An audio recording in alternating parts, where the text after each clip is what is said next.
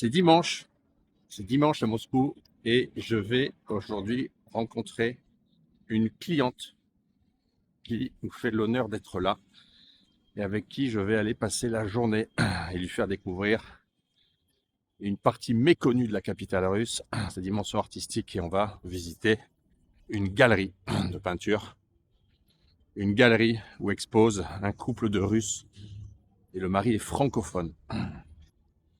Donc, on va aller avec cette cliente qui elle aussi est artiste peintre, visiter cette galerie et on va faire une journée peinture, culture. C'est ça aussi, Time to Russia Immersion, c'est des thématiques qui correspondent aux activités des gens qui veulent venir découvrir la Russie et sa capitale avec des facettes et des angles d'approche propres. On fait du sur-mesure. Ça s'appelle l'immersion. Et je vais mettre dans le premier commentaire et en descriptif le lien vers immersion, que vous puissiez regarder à quoi ça ressemble. Alors, aujourd'hui, une petite vidéo que je voulais vous faire hier, puisque avant-hier, il y a eu une ligne directe du président Poutine. Chaque année, il en fait une, ça fait 20 ans. Et je voulais faire la vidéo sur la ligne directe d'avant-hier hier, mais j'ai pas pu parce que hier, j'étais au forum Yekaterinski. Ceux qui me suivent sur Telegram ont pu voir la journée. Donc j'ai passé la journée dans un grand forum. C'est un grand forum qui se tient annuellement et qui est consacré en fait aux problématiques d'immigration. Donc j'ai eu la chance de participer à la séance plénière avec Maria Butina, la grande séance plénière qu'elle a animée. Et après, en deuxième partie de journée, j'ai eu la chance d'animer, enfin de co-animer, participer plutôt, pas animer, de co-animer, participer à une grande table ronde sur bien l'immigration en Russie, les difficultés, les problèmes. Une table ronde animée par la magnifique, la lumineuse blogueuse Maria Sharkova. Vous avez peut-être dû voir passer des photos de Maria Sharkova. Elle tient un grand programme sur YouTube et YouTube qui est Muy i Ani Nouvelle, où elle interroge les étrangers qui vont en Russie et essaie de comprendre les motivations et les problèmes. De cette journée, avec beaucoup d'officiels russes, la police, le MVD, tous les gens de l'immigration, les acteurs, les cabinets juridiques, tous les gens qui sont concernés par les problématiques d'immigration, tous les gens sérieux, évidemment, pas les autres, étaient là hier. Il en est sorti beaucoup de choses. Je vais revenir là-dessus. Beaucoup de choses. 2026 va être une année avec beaucoup de rebondissements et de surprises. Je vous en dirai plus un peu plus proche de la fin d'année. On va accélérer encore. Le Prussien continue. La ruspatriation va grossir. Welcome to Russia va se développer. Et il y aura d'autres croisements avec d'autres structures, associations qui vont faire en sorte que l'organisation de l'immigration d'étrangers, notamment d'Européens et d'étrangers de pays non amicaux, d'Occident vers la Russie, va se structurer, va s'organiser. On a beaucoup parlé des nouveaux décrets, etc. On va continuer à parler de tout ça, avant de vous parler. La neige commence à tomber. Je ne sais pas si vous la voyez dans la vidéo. Il y a des flocons de neige qui commencent à tomber. Voilà, c'est superbe. Je parle et la neige commence à tomber. Magnifique. Regardez-moi cet angle de vue là derrière. Vous voyez les bulbes. Qui dépasse. Le bloc que vous voyez là, c'est la bibliothèque. C'est une bibliothèque publique magnifique, 3 étages. Mais aujourd'hui, la vidéo du jour, c'est pas sur moi, évidemment, c'est pas sur le forum Yekaterinski, c'est sur la ligne directe de Poutine qui s'est donc tenue avant-hier, le 19. Ligne directe annuelle. La ligne directe, c'est quoi? C'est une séance de communication dans laquelle le président répond à des questions. Les gens posent des questions sélectionnées. Il y a des gens sélectionnés dans la salle et ils posent des questions. Tout ça est organisé, bien entendu. C'est pas au hasard comme ça. On ne peut pas, tiens, Vassia, Ivan, donne-moi ta question. Non, évidemment que c'est pas comme ça. Mais les questions sont sélectionnées de façon super intelligente et elles correspondent aux problèmes auxquels font face les gens. Ok. Et chaque année, il la tient et chaque année, en fait, la ligne directe, elle insuffle un petit peu une espèce d'humeur globale du président, donc des autorités russes et de la direction que va prendre le pays. Et cette année, la ligne directe, elle a montré des choses vraiment importantes, des petits points sur lesquels je vais tenter de vous expliquer en fait ce que moi j'ai vu et ce que je pense qu'il va se passer. Donc, alors cette année, ça a duré 4h30. Alors, c'est un exploit, hein. Le patron, 70 ans, il prend 4h30 de questions-réponses, il connaît tous les dossiers, il a toutes les réponses, il a tous les chiffres.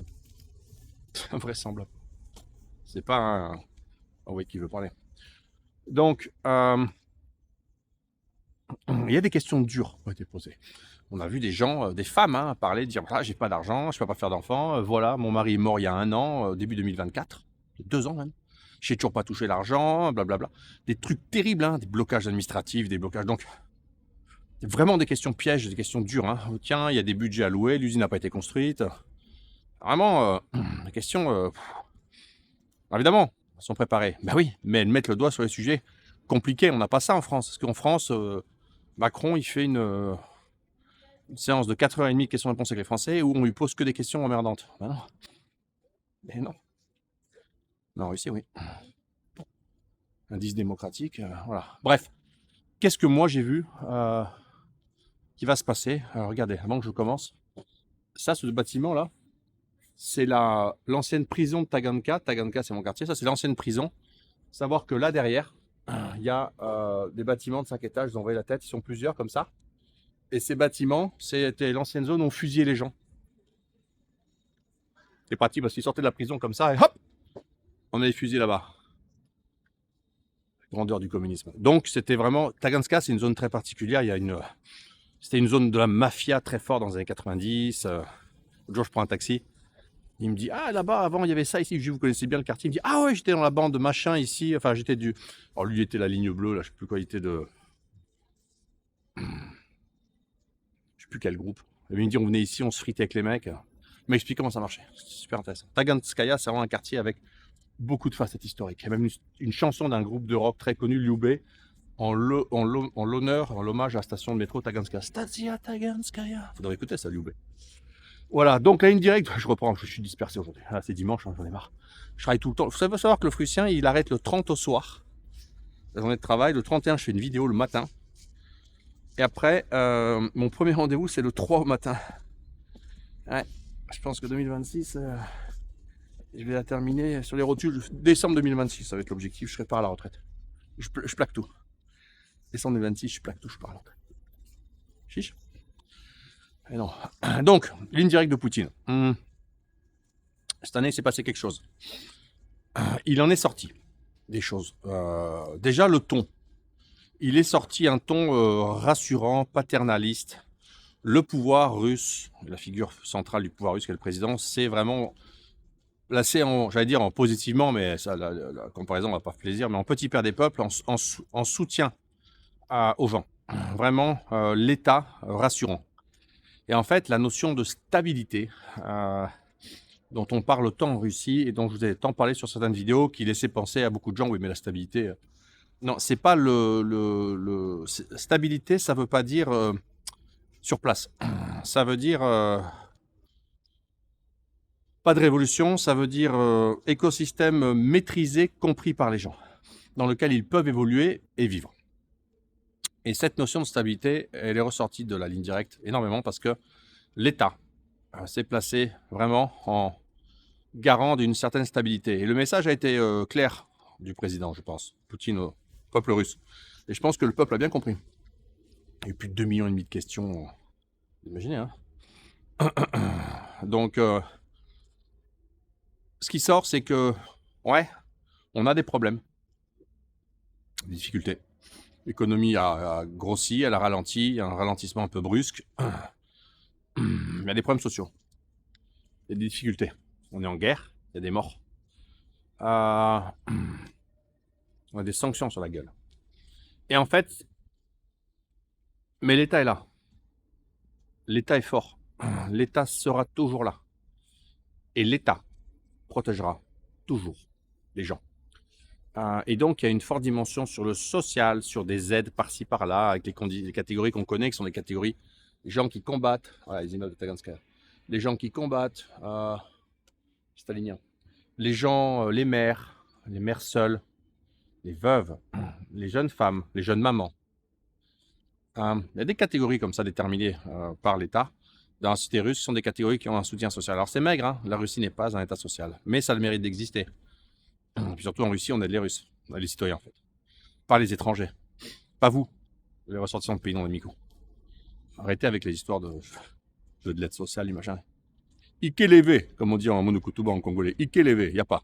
Bref. Après, je vous parle monokutuba du centre de Moscou. Hein. Un pays amical, le Congo. Alors, regardez, moi l'immeuble stalinien. J'ai failli acheter là-dedans. Je vais acheter dans l'autre là-bas. Celui-là est le plus près du centre. Alors, l'État. L'État comme soutien, garant social, l'État fort, l'État qui sera toujours là. Une autre chose que moi j'ai vue et que je ressens, allez, vous voyez la neige maintenant, c'est que cette nouvelle situation qui résulte de tout ça en fait, je sais pas comment l'appeler, cette situation de tension, de conflit, de sanctions, enfin cette situation de tension, l'espèce de nœud qui s'écrit autour de la Russie, c'est pas une espèce de truc atypique, je sais pas comment l'expliquer, de truc atypique. J'allais rendez-vous là, en fait, je me suis dit, je vais faire cette vidéo, puis je sais pas, la neige. C'est pas un truc provisoire, c'est la norme, et ça va rester la norme. C'est-à-dire qu'en fait, ça va rester la norme. Et la chose, c'est que ça amène au point d'après. Le point d'après, c'est que la rupture avec l'Ouest, avec l'Occident, avec l'Europe, c'est pas un divorce pour 6 mois. Ça va être la norme. C'est-à-dire qu'en fait, la rupture, elle est, je sais pas comment dire, elle est structurelle, elle est systémique. C'est une bifurcation, la grande bifurcation, on peut l'appeler.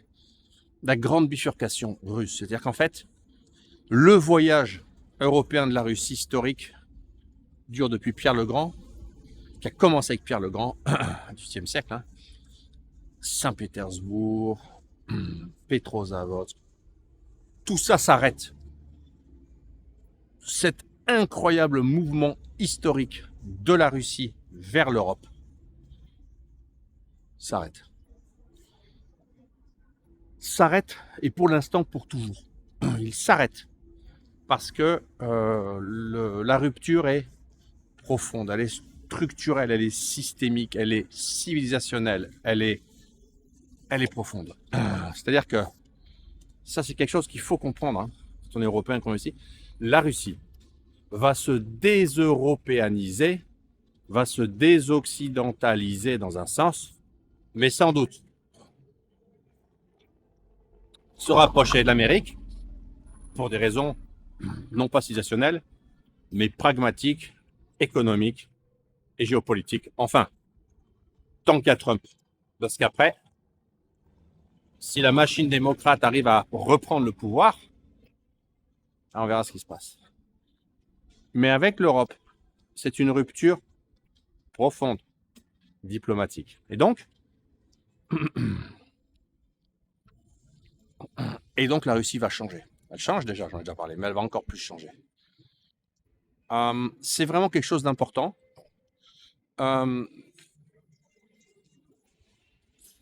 Cette nouvelle organisation des choses et du monde, cette nouvelle structuration de l'économie russe, elle est devenue la norme. Et les autorités russes, et Poutine l'ont dit, c'est comme ça, il va falloir faire avec maintenant, on va vivre comme ça. On va vivre différemment. C'est-à-dire que vous n'irez plus en Europe en vacances, vous allez aller en Asie, vous irez ailleurs. La grande rupture. Bien comprendre ça. Hein, je vous parle de choses là qui sont des choses qui vont... C'est terrible. Hein, ce qu'on vit là, c'est fort. Hein. Si on m'avait dit ça il y a 15 ans, je n'aurais jamais cru. Jamais cru. Alors, une autre chose qui est sortie, c'est que le message, c'est que, et c'est un message de vérité qui moi, je trouve, le message que les élites européennes devraient tenir aux peuples européens, c'est on va en chier, on va pas s'enrichir autant qu'on voudrait, mais on va rester groupés, protégés, on va survivre. Donc pas de racontage de flûte à la Bruno Le Maire, là ça va mieux, vous allez voir. Hop. Non, de la vérité, dure, froide, qui fait mal, le réel, le mur du réel. Ouais, on n'a pas fini d'en chier. On va morfler. On va tenir le choc. Et pas de rêve libéral, vous savez, en mode tout va bien, on va s'enrichir, mais machin, ya. Non. Non, ça va être dur. Ça va être dur, mais on va le passer le cap. On va le passer groupé. Et l'État est garant de la protection des uns et des autres. Voilà. Une autre chose que j'ai compris du patron, je l'observe quand même depuis 18 ans. J'ai quand même des bonnes capacités de profiling, je lis ce qu'on écrit sur lui, je lis ce qu'il écrit. Donc je l'analyse vraiment en mode, je fais attention à tout ça. C'est pas, j'ai vu comme ça Poutine sur YouTube 12 minutes, puis je fais une vidéo. Hein. Ce que j'ai vu aussi, la détermination militaire. C'est-à-dire qu'en fait, quoi que ça coûte, les Russes iront au bout de l'opération militaire spéciale. Les objectifs seront atteints, et en tout cas estimés qu'ils vont être atteints. Et ça, quel qu'en soit le prix à payer. Et ça, c'est vraiment quelque chose d'important. Parce que, pour l'instant, les Russes sont open à un négo. Mais si négo il y a, il faut voir qu'elle comporte beaucoup d'éléments qui satisfassent la partie russe. Sinon, ça va continuer à cogner. La Russie va continuer à se battre. Pour l'instant, il y a des hommes, ça recrute plus de 400 000 cette année encore. 2026, ça va un peu freiner, je pense. Des régions qui ont baissé un peu, etc. Mais ils recrutent beaucoup plus d'étrangers. Maintenant, le flux d'étrangers est du côté russe, il n'est plus du côté ukrainien comme au début. Donc, de toute façon, ils auront encore 300 000 hommes à envoyer. Ça couvrira toutes les pertes, blessés, sorties, fin de contrat, rotation largement. Ça maintiendra un fond à 700-800 000 hommes. C'est énorme. C'est absolument énorme. Donc, ils iront jusqu'au bout. Ligne directe de Poutine. Moi, je serais les Européens. Je comprendrais que la bête est peu blessée, mais elle est mécontente. Et je pense que se faire traiter de porcelet, puis la ligne directe où on se fait expliquer que c'est le grand divorce, bonne chance pour le business. Hein. Et puis bonne chance pour la collaboration diplomatique, la collaboration sur le terrorisme, bonne chance. Hein.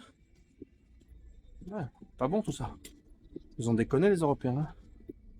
Ils ont surestimé leurs forces et sous-estimé l'adversaire. Les Russes, eux, ils n'ont pas surestimé l'Occident. Ils l'ont pas sous-estimé non plus. L'erreur d'appréciation vient du côté européen.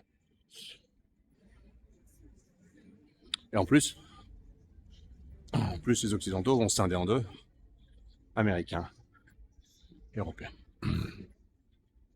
Pas gagné. Voilà. Ligne directe de Poutine, pragmatique. L'économie, le social, beaucoup de choses aussi sur la dimension de l'État multinational russe.